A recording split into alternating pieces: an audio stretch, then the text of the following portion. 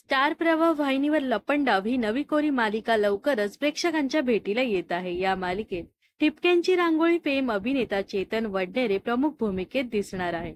तर आई कुठे काय करते या मालिकेत संजना ही खलनायिकेचं पात्र साकारणारी अभिनेत्री रुपाली भोसले या मालिकेत आई साहेब ही भूमिका साकारणार आहे। तर चेतन वडनेरे याच्यासोबत कृतिका देव ही अभिनेत्री झळकणार आहे।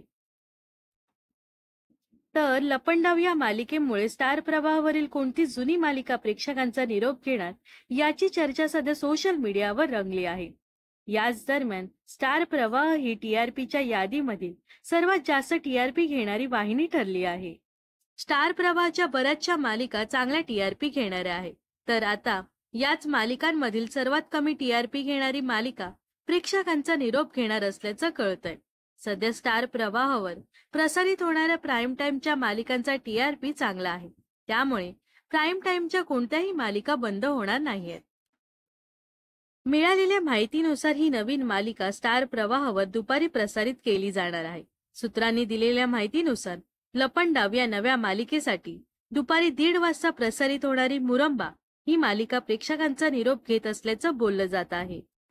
तर मुरंबा या मालिकेत अभिनेता शशांक केतकर आणि अभिनेत्री शिवानी मुंढेकर प्रमुख भूमिका साकारत आहेत।